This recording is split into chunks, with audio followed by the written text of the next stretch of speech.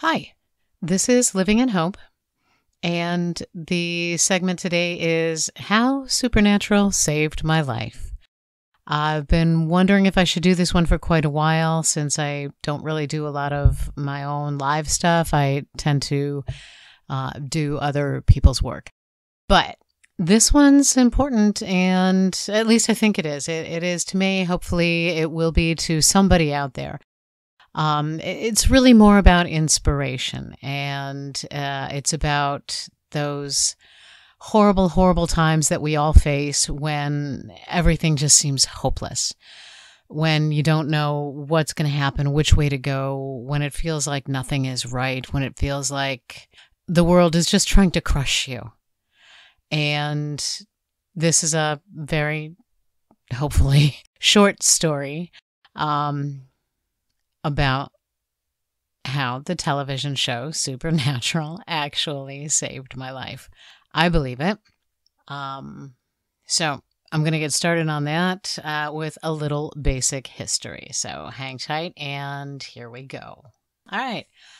My mother was an English teacher before I was born. And as such, basically, we were a family of book readers.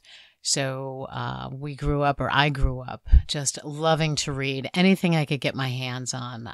Whether I understood it or not didn't make any difference. It was information that would basically sit in my head until one day I knew that it would somehow make sense. And I read a lot of wonderful books. I read a lot of, oh my God, I can't believe I wasted so many hours reading this garbage type books. More importantly, though, I read a lot of books that actually made me think about a lot of things. And as I got older, and after reading so many just horribly written pieces, I tried my hand at it. I thought, well, sure, I can write a book. I can write a story. So naturally, I started out with short stories, and they tended toward exploring the darker side of human nature.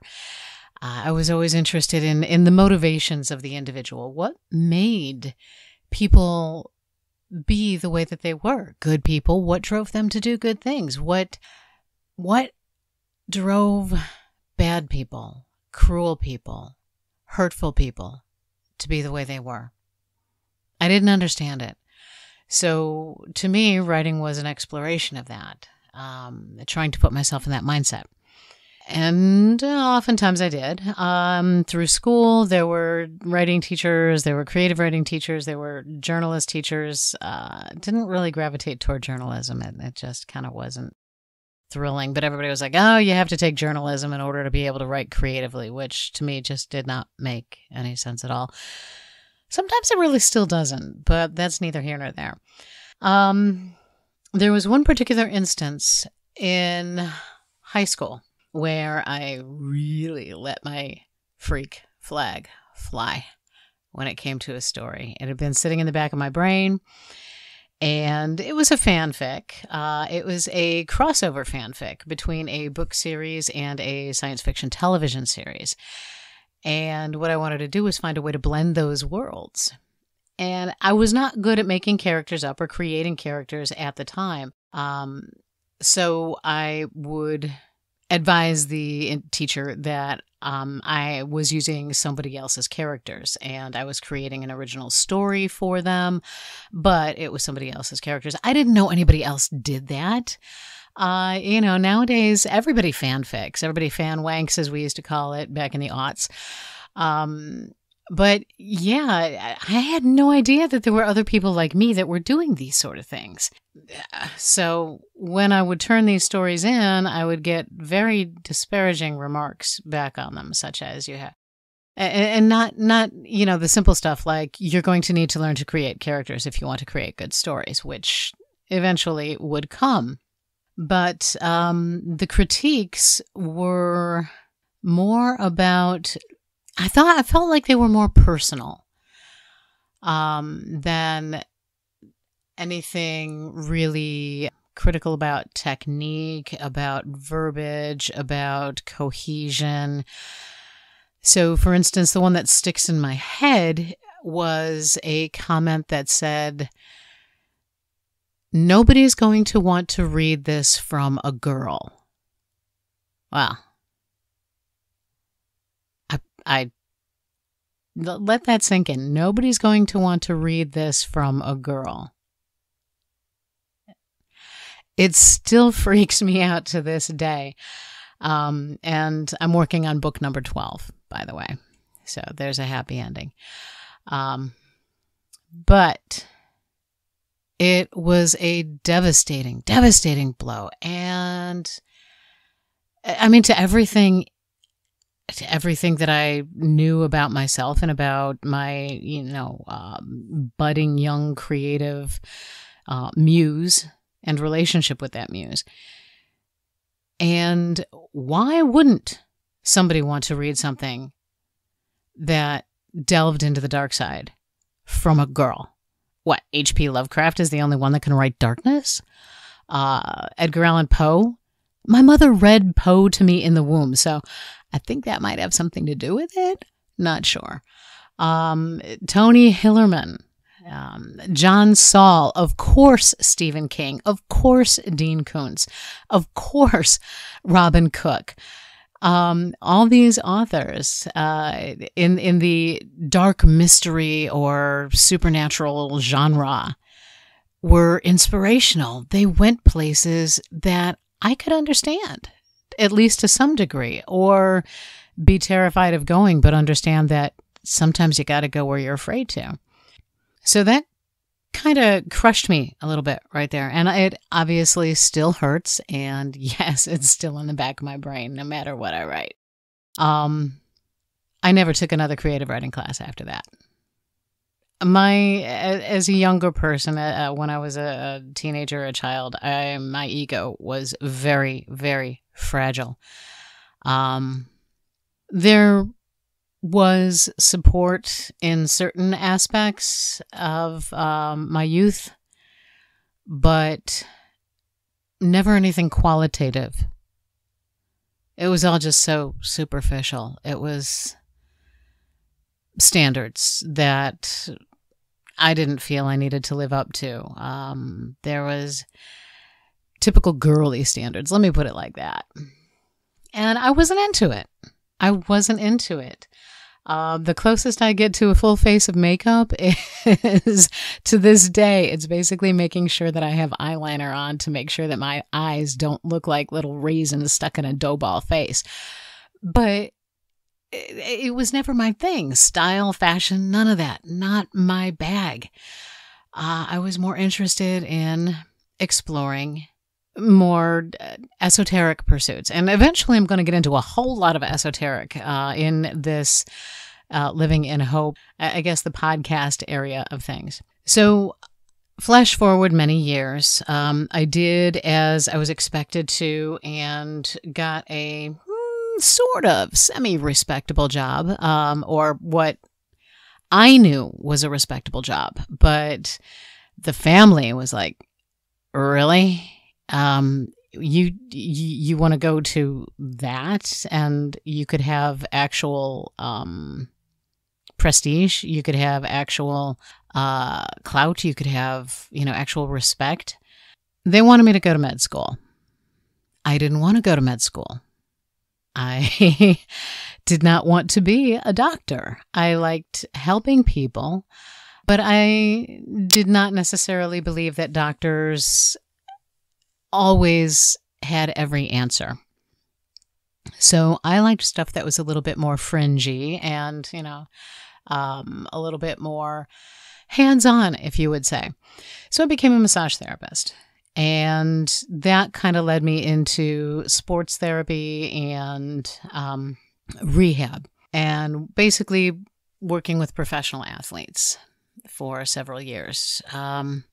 When the market bottomed out, or when the economy bottomed out, the only thing that a person can really do when you're in a quote-unquote luxury field is to get a little bit further into healthcare. So I did.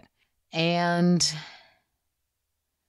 I graduated a few years later after going to school for a healthcare job, career, a field that I really, really enjoy a lot.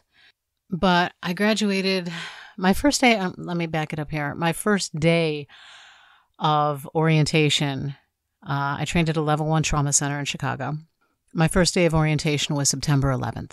Yeah, that September 11th. We're sitting in the cafeteria, and one of our classmates runs in with a portable TV and says, "Oh my God, they just blew up the World Trade Center." One of my co-workers or co-students or cohorts, however you want to term it, had been a firefighter during the '89 bombing of the World Trade Center. His face just dropped. But neither here nor there. 9/11 caused a lot of turmoil. It caused a lot of problems. As you know, it wasn't just the World Trade Center. It was economic. It was, I want to say the stock exchange or everything financial went completely wacko. Our student loan checks didn't come in until 2 months later. By that time, I had run through my savings, just paying bills and trying to get things organized. And let's just say my economic situation was very, very difficult. There wasn't a day that went by where I got home from school and wondered if I was going to see a sheriff's lock on my door or not. I had a plan to live out of my car, park it in a corner spot at the hospital's, parking garage, and just sleep in the trunk. Oftentimes, I lost electricity. You're not allowed to turn off the heat on people in the middle of winter, or in winter in the city. However, they can turn off your electricity, that's for sure. So I did homework oftentimes by oil lamp light. So I had those left over from my grandfather. And I did this for 2 years. And every day just hurt more and more and more. And there was more despair. So by the time I graduated, which was quite a relief and quite a welcome change, I knew that there was a career on the horizon. Some of that inner darkness kind of hadn't left. 2 years of living on beans and rice and eggs and ramen noodles in the dark. It does something to you. And it's not that I wasn't happy when I graduated. And then I got a good job, and I was able to move into another apartment. And just as certain things were coming together for me, things started falling apart for the people around me. My brother was diagnosed with type 2 diabetes, which I also have now, several years later. I'll get to that in a whole nother podcast. My grandmother moved in with me because she could no longer live on her own. So I had to move into an apartment in the suburbs, which cost 2.5 times my rent of my apartment in the city, believe it or not. But I had a job, and my car died. So I had to buy a new car, another expense. And my mother was diagnosed with cancer. So all these things happened in a very, very short span of time, just as I was starting to get my feet underneath me, just as I was starting to get my balance back and start paying down some of the bills and getting out from under this enormous cloud of financial pressure that was just grinding me down daily. I was just starting to crawl out of it when more curveballs, a bunch of curveballs just got thrown my way. And a lot of the responsibilities fell to me. Well, wah, poor me. I get it. It's kind of neither really here nor there. But I was working at this wonderful new job with some wonderful new peeps when 2005 rolled around. And the crux of the story, I saw this ad for this nifty new show called Supernatural. It was about 2 brothers who would go out saving people and hunting things. And it looked really, really cool. And I couldn't wait to get into it. And then that little voice in the back of my brain said, "Don't bother. Shows you like never last anyway. Why bother?" Well, okay. So I decided not to watch the show. I said, no, not going to do it. Every show I love gets canceled. Everything. No, just not doing it. Giving it up. No TV, nothing, just but my videos. And what I can find online. Well, one of my coworkers would not have it. She badgered and badgered and badgered me. You know, you got to watch it. It's right up your alley. You got to watch it. It's right up your alley. And I knew that it was, and I kept telling her no, and I don't, and I kept telling her why, and she's like, not this one, but enjoy it. And if it is, then enjoy it while you can. And finally, to get her off my back, I said, okay, fine. And I decided to watch a few days of Supernatural in a row because our local CW station was playing, I think, like 3 days in a row, or the first 3 episodes of Supernatural. So I did. Every night I got home and I watched the episode of Supernatural. And damn it, I fell in love with those boys. There was just something so wonderful and gritty and dirty, and I hate to say it, but people who lived in circumstances, I mean, they lived out of their car, they lived out of motels. I couldn't even afford a motel at that time. Or it all brought me back to the whole trauma of having lived with lack during my schooling. And I could empathize with them, and I got sucked right in to that whole thing. But there was still a part of me that was very, very, very depressed, and winter was coming. I've never done well in winter. I get seasonal affective disorder, and in the city, there's 5 months of gray skies, steel gray. You're lucky if you see the sun occasionally once a week or something like that. Cold that just runs down your back. You're out there shoveling out your parking spot at 4:30 in the morning just so that you can pull out and leave your dining set out there, or leave chairs out there that somebody's going to run over and take your spot that you spent all that time shoveling out. And it may not seem like a big deal, but it kind of really is when the cold just goes right through to your bones. When you're the kind of person who just can't get warm. I could put on 15 layers of clothes and I would never be warm. I could sit there in my winter coat wrapped in a blanket in my apartment or my house, now in my house, but in my apartment at the time, and I would not be warm. It stemmed from childhood. So it was one of those things. You can't turn on the heat past 65 degrees in the wintertime because it's too hard on the bills. And, and then you got to go take a shower. But don't use the hot water because you got to save that for other people because they need it more than you do. So, I know exactly where it stems from. But anyway, here were these 2 wonderful boys. Really, really cute too, by the way, in case you didn't already know that. Sassy, smart, courageous, and faithful. Faithful to each other, to the ideals that they had. Well, Sherman set the Wayback Machine for a few years prior to this, while I was still doing massage therapy, before I even went to school for the healthcare career that I still currently have. By this time, I had written one full novel, and I was working on the second novel in a trilogy, what I call my Freedom Fighters trilogy. I had written Wednesday's Child. I had several short stories. I had been shopping them around, sending them out. I have, to this day, an entire file cabinet full of rejections. Just, nope, not our bag. Nope, not our bag. We're not accepting submissions. Good luck. One person actually said, wow, you are a writing machine. Right now, we can't have it, but try again later. It was the nicest rejection letter I ever got. So I had decided, particularly before I started school, to give up. So you know what? I'm just not going to do it. It's not worth it. The teacher was right. She was right.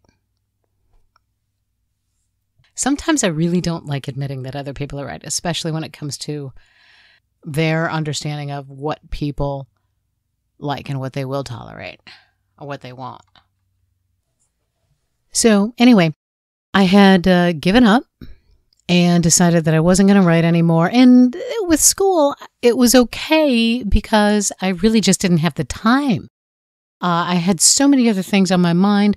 I couldn't afford a postage stamp, let alone to go buy the envelopes, the brads, the everything that you need to make all the copies, the printer ink and all that stuff for submissions.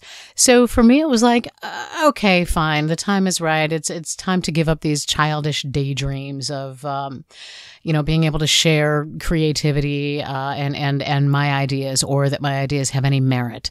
So I better just, do what I'm supposed to do and stop. Just stop dreaming. Don't worry about it. You're not meant to have it. And this was my mindset. This was where I was at every damn day. Everything personal. The people that I loved the most were in trouble. And even in healthcare, I couldn't do anything to help them more than I was already doing. I couldn't fix them. I couldn't save them. I couldn't even save myself. Winter would come along. That very same year, 2005, when I fell in love with those boys. Winter came along, and it was cold, and it was bitter. And this time, no, I didn't. This time, I had electricity. While my grandmother, when we moved into this new apartment, we had electricity, so things were better. We had food that wasn't just beans and rice and eggs. We had other things, but her health was declining. I could see it on a daily basis. Her energy wasn't there. My mom was trying to keep the cancer from her, so I was complicit in that. It was a 60-mile trip into the city to go to the oncologist. And Mom couldn't necessarily drive, and she didn't like to drive that long distance because she couldn't see very well at that particular point. Her eyes were starting to go. So I would take her. I would go out to where she lived, which was a good 30 miles away from the apartment that my grandmother and I shared. And I would go pick her up. And then we would drive a total of 90 miles back into the city, then 90 miles back out to the mom's house to drop her off, then, another 30 back to the apartment. It was crazy. And this went on for weekend after weekend after weekend after weekend. And this after putting in multiple 12-hour shifts every day, no lunches, no breaks. You work 3 or 4 days a week. Your weekend Saturday and Sunday shifts were 8 to 5.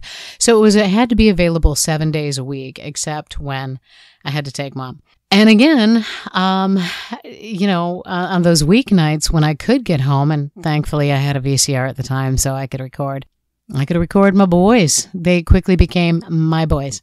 Little did I know that there were hundreds, at this time it was hundreds that I was aware of, potentially low thousands, of people that felt the exact same way that I did about these two wonderful, wonderful kids. And yes, to me at the time, age-wise, they were kids to me. So it was just amazing. And I know that I wasn't the only one. But they brought smiles. They brought hope. They reminded me every single week, except for those horrible winter breaks and spring breaks and things like that, and summer breaks, and all the times where they took breaks, there was a reminder that sometimes you can win. So it kind of fed a tiny little spark of hope in my heart. And time went by, and I started looking online. I'm like, does anybody else watch this show besides me and my coworker? So I started looking online, and I found this place called TV.com. And oh my effing God. I found out that I was so very, very far from alone that it was like a gentle breeze on that ember of hope. And it just kind of flared to life a little bit. It trembled, but it flared to life, and it kind of glowed a little bit. And I met a wonderful, wonderful group of people who were supportive. They weren't these harpies just pecking at each other over petty little things. I found this wonderful group, and we called ourselves the SPN faNily, with an N, rather than family, but faNily, because it was the boys that brought us together. I mean, we came in literally from all over the globe to go to Lawrence, Kansas, to take a trip to Lawrence, Kansas. We were not by any means the only ones, I'm sure, but it was wonderful. We got to meet each other face to face. We got to make new friends and do things that most people who become friends over the internet don't do. We kept in communication.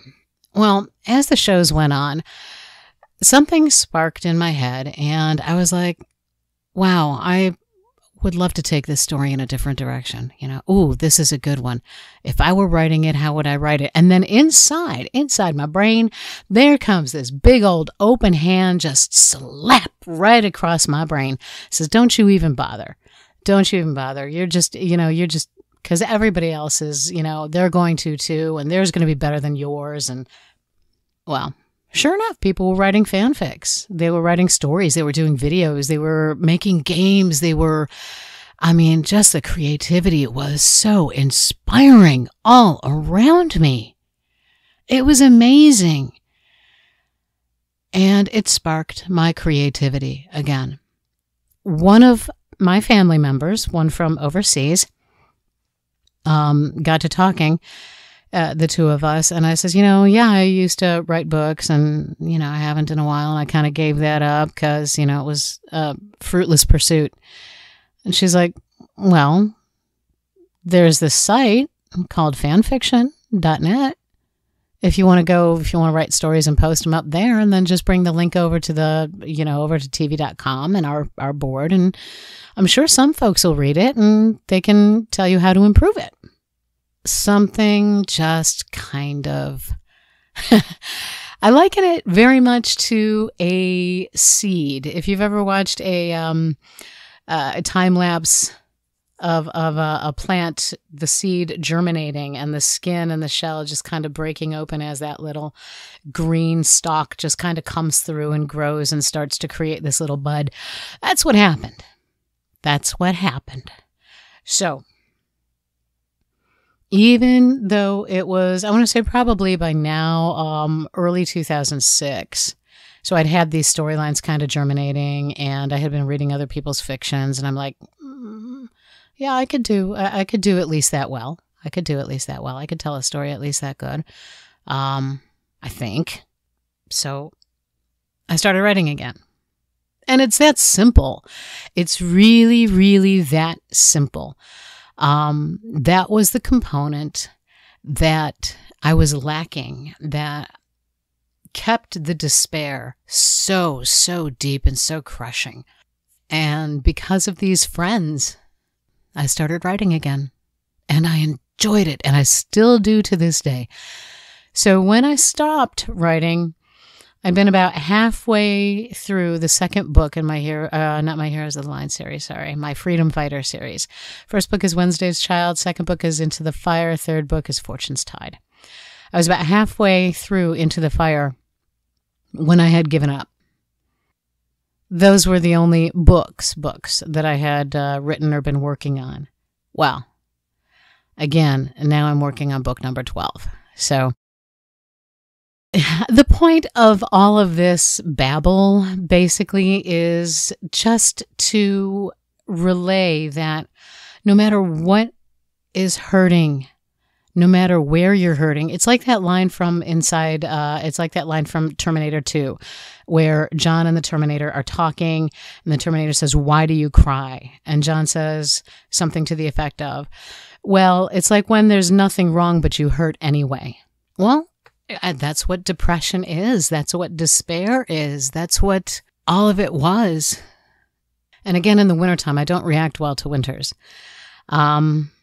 With everything that had been going so poorly before my friend told me to go ahead and try writing something and posting it. She says, what's the worst that's going to happen is they're not going to like it, but somebody probably will. So there you go. And I'm like, well, okay, somebody probably will. The odds were on my side, numerically speaking. It's somebody might like what I wrote. But anyway, before that, basically, I was at the point where it had been so bleak and so cold and so chock full of desperation. Really, all I wanted to do was go out into the middle of the main road. My apartment building was right off of a really, really busy road. I just wanted to go walk down the middle of the street in the middle of a blizzard and see if I could get hit. That was where I was at. And I've admitted that to a couple of people.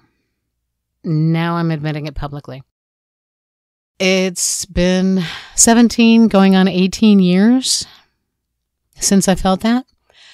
Supernatural ended a 15-year run a couple years ago. It was amazing. Right up through the end. It was so very much like life. Ups, downs, good moments, really not great moments. Yes, Bugs, I'm looking at you. But anyway, anything that's got those boys in it has got to be great. So, and no, I have not watched The Boys yet. I'm thinking about it just for Jensen. I'm waiting for Jared to come back. So do something. I'm hoping he's well. Both boys and their families. They've got beautiful families. But point is, it does get better. And during the run of the series, Jared realized that he had some struggles. And he started his Always Keep Fighting campaign. I've got a couple of t-shirts and I love wearing them. I've got my angel moose. And then I've got the tank top. So I even have the anti-possession tattoo. Yeah, I'm one of those. But I'm not going to tell you where.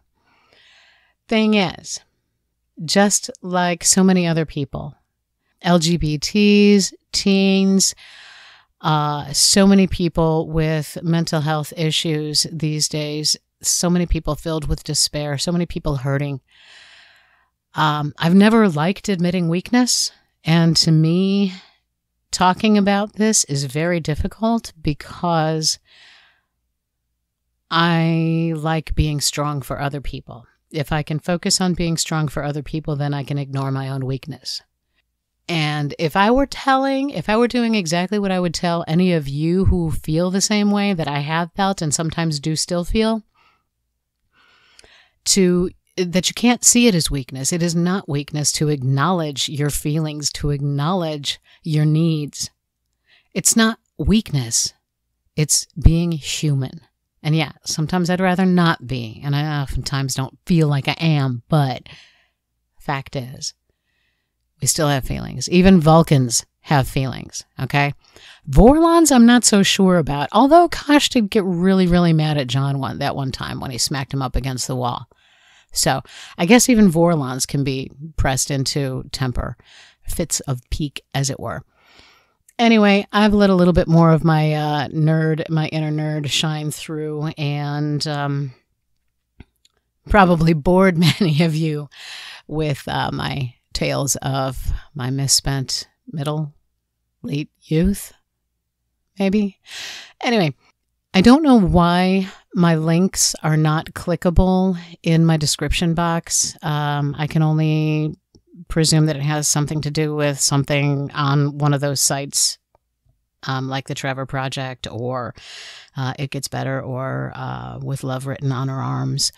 So if you go to my website, which is www.jacarlton.com, you should be able to just type in jacarlton.com. On the very, very first page, if you scroll down, all those links to all those resources, like the Trevor Project, like It Gets Better, like With Love Written on Her Arms, like National Institute of Health or Mental Health or Addiction Services, Those links to those sites are all clickable, and that's on my website. Please don't be afraid to acknowledge your own pain. Don't be afraid to finally believe that you're worth it, that you're worth caring about, that you're worth success, that you're worth happiness. And if you can't acknowledge that yet, you can still hope, and you won't be alone. Thank you for listening, and do keep hoping.